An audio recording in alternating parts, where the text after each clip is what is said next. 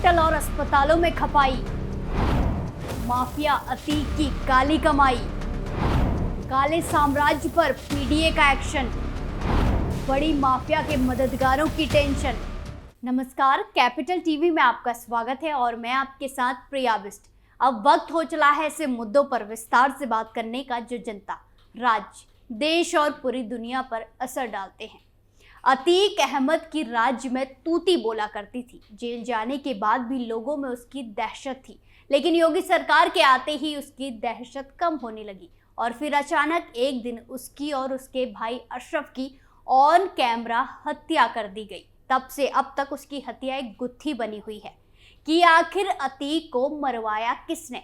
जहां एक तरफ अतीक मिट्टी में मिल चुका है तो वहीं दूसरी तरफ उसकी जुड़ी हर चीज पर शिकंजा कसता जा रहा है, जिसमें से एक है अतीक का काला साम्राज्य, जो खत्म होने का नाम ही नहीं ले रहा है, जिस पर आए दिन योगी सरकार शिकंजा कस रही है। तो आज इसी खबर पर विस्तार से बात करते हैं और जानेंगे क्या हो रही है अब बड़ी कार्रवाई।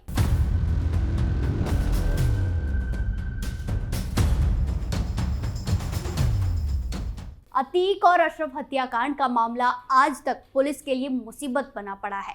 ना तो अब तक हत्या के मास्टरमाइंड का खुलासा हुआ और ना ही अतीक अहमद के फरार चल रहे करीबियों का। ना अतीक की बेगम हाथ लगी है और ना ही उसके कोई करीबी। लेकिन बीच बीच में माफिया अतीक अहमद के जोड़े गए काले साम्राज्य की खबरें सामने आती रहती है। आज यहाँ योगी सरकार ने संपत्ति कुर्क की तो आज वहां करी। वहीं अब अतीक अहमद का आर्थिक साम्राज्य ढहाने में पीडीए लगा हुआ है। दरअसल सामने आया है कि माफिया अतीक अहमद की काली कमाई होटलों और अस्पतालों में भी खपाई गई है। उन होटलों और अस्पताल संचालकों पर कानूनी कार्रवाई के साथ बने निर्माणों पर ध्वस्तीकरण की तैयारी प्रयागराज विकास प्राधिकरण की ओर से की जा रही है। कागजी कार्रवाई करने के बाद माफिया की काली कमाई से फल फूल रहे इन व्यावसायिक प्रतिष्ठानों के खिलाफ बड़ी कार्रवाई की जाएगी। पीडीए सूत्रों की माने तो शहर में 4 अस्पताल और 5 होटल में माफिया की हिस्सेदारी है। इन प्रतिष्ठानों से हर महीने लाखों रुपए माफिया को मिलता था। आपको बता दें कि योगी सरकार माफिया अतीक अहमद के करीबियों और उसके मददगारों पर सख्त कार्रवाई कर रही है, बड़ा से बड़ा एक्शन ले रही है। उमेश पाल हत्याकांड के बाद माफिया के शूटरों और करीबियों के अवैध निर्माण को ढहाया जा चुका है, गिराया जा चुका है। अन्य करीबियों और मददगारों के अवैध निर्माण पर जल्द ही ध्वस्तीकरण की कार्रवाई की जाएगी। सिविल लाइन, शाहगंज, धूमनगंज, नैनी, जनसेनगंज सहित अन्य क्षेत्रों में बने अस्पतालों और होटलों में माफिया का शेयर है।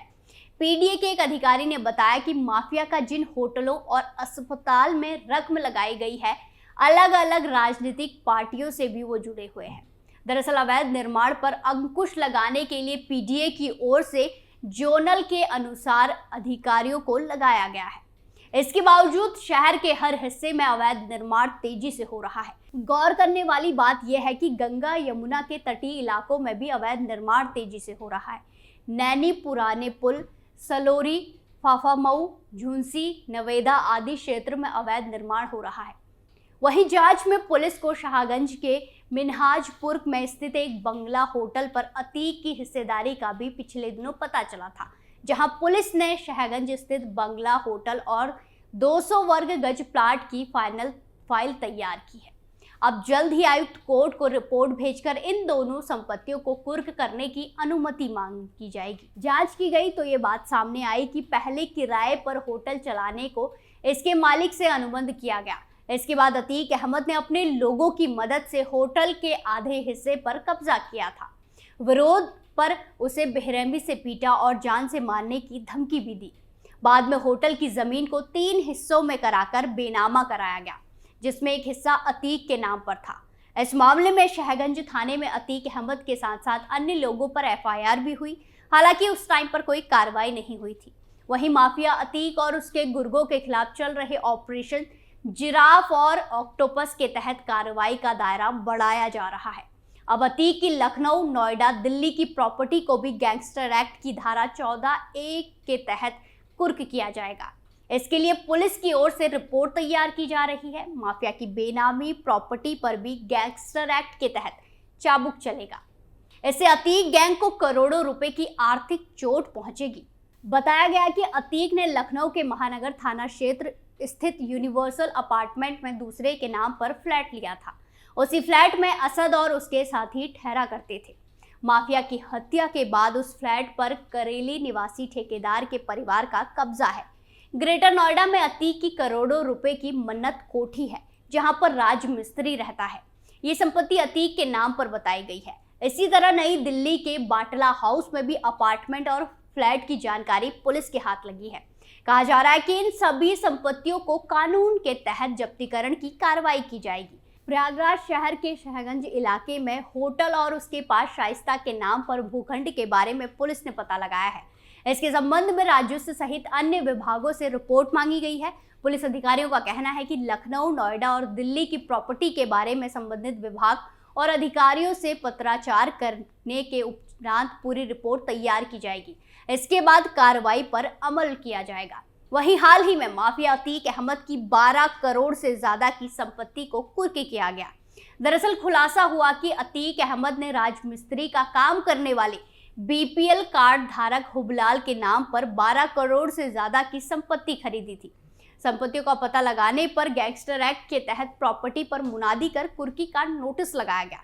कमिश्नरेट पुलिस के एक्शन से माफिया के सताए हुए लोगों के साथ ऐसे लोग में भी हिम्मत बढ़ी है जिनके नाम पर जबरन बेनामी संपत्ति बनाई गई, खरीदी गई। हुबलाल के बाद कुछ अन्य लोग ने भी पुलिस से कांटेक्ट किया, जिसकी जांच जारी है। दरअसल माफिया की मौत के बाद भी उसके गुर्गों के डर से लोग सामने आने की हिम्मत नहीं जुटा पा रहे। हालांकि हाल ही में अतीक के गुर्गे के खिलाफ पुलिस के एक्शन को देखते हुए अब ऐसे लोगों में हिम्मत बढ़ी है और वो पुलिस से संपर्क कर रहे हैं। वहीं अब टास्क फोर्स हुबलाल जैसे अन्य के पास मौजूद अतीक की संपत्तियों का पता लगाएगी। आपको बता दें कि इसी संपत्ति को खुलदाबाद थाने में दर्ज गैंगस्टर के एक मुकदमे में चिन्हित किया गया था। इसी जमीन का सौदा करने के लिए जुलाई में अतीक का वकील विजय लखनऊ आया था, जहां से उसे पकड़ा गया। वहीं बेनामी संपत्ति का ये दूसरा मामला है। माफिया डॉन अतीक अहमद ने अपनी बेनामी संपत्तियों को न सिर्फ अपने परिवार वालों के नाम पर खरीदा है, बल्कि अपने करीबियों और उसके नौकर के नाम पर भी करोड़ों की संपत्ति जुटाई है। आयकर विभाग ने अतीक अहमद गैंग के गुर्गे अशरफ के नौकर सूरजपाल के नाम पर खरीदी गई करोड़ों की कीमत की 6 संपत्तियां चिन्हित कर जब्त की थी। वहीं आयकर विभाग की जांच में खुलासा हुआ है कि अतीक अहमद के भाई अशरफ का चचेरा साला और गैंग के सदस्य लल्ला के नौकर सूरजपाल के नाम पर करोड़ों की संपत्ति खरीदी गई थी। 10 साल में करीब 100 बीघा जमीन सूरजपाल के नाम पर खरीदी और बेची गई। अप्रैल 2023 में अतीक अहमद और अशरफ की हत्या के बाद प्रयागराज की 4 कीमती जमीनों को बेचा जा चुका है, जहां आयकर विभाग की जांच में खुलासा हुआ कि अतीक अहमद गैंग के गुर्गे मोहम्मद अशरफ उर्फ लल्ला के नौकर सूरजपाल के नाम पर 2018 से पहले संपत्ति खरीदी और बेची गई। इन्हीं में 2022-23 में भी सूरजपाल के नाम पर 1 करोड़ 37 लाख की संपत्ति बेची गई थी। प्रयागराज की सदर तहसील के कठूला गोसपुर गांव की 4 जमीनों का जून और अगस्त के महीने में ही सौदा किया गया। कागज में इन जमीनों को 60 लाख रुपए का बेचा गया, लेकिन बताया जा रहा है कि बाजार मूल्य इन जमीनों का कई गुना अधिक है। तो देखा आपने कैसे माफिया अतीक अहमद के मिट्टी में मिल जाने के बाद भी उसकी आर्थिक साम्राज्य की निशानी अभी भी बाकी है। माफिया अतीक अहमद ने प्रयागराज के आसपास अपनी बेनामी संपत्तियों को न सिर्फ अपने परिवार वालों के नाम पर खरीदा है, बल्कि उसने अपने करीबियों और नौकरों के नाम पर भी करोड़ों की काली संपत्ति खरीद डाली है, जो संपत्ति कई बार जब्त करने के बाद भी खत्म होने का नाम नहीं ले रही है। लेकिन राज्य की योगी सरकार हार नहीं मानने वाली। लगातार आयकर विभाग और पुलिस दोनों मिलकर इन संपत्तियों का पता लगा रही है और इन सब पर कानूनी शिकंजा कसा जा रहा है। और अब पीडीए ने भी एक्शन तेज कर दिया है, जिससे माफिया अतीक का काला साम्राज्य जल्द ही खत्म हो जाएगा। स्पेशल स्टोरी में आज के लिए इतना ही। फिर पेश होंगे नए मुद्दे के साथ। बाकी तमाम खबरों के लिए देखते रहिए कैपिटल टीवी उत्तर प्रदेश। नमस्कार।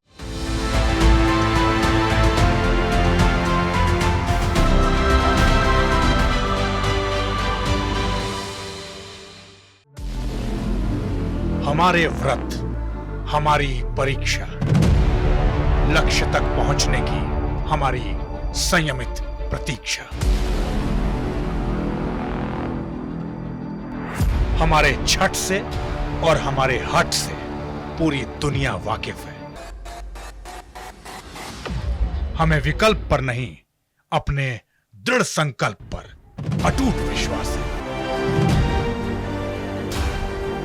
क्योंकि हार हम मानेंगे नहीं और विपरीत परिस्थितियों पर प्रहार हम छोड़ेंगे नहीं जब तक हमारी जीत सुनिश्चित नहीं हो जाती, क्योंकि हम बिहार से हैं।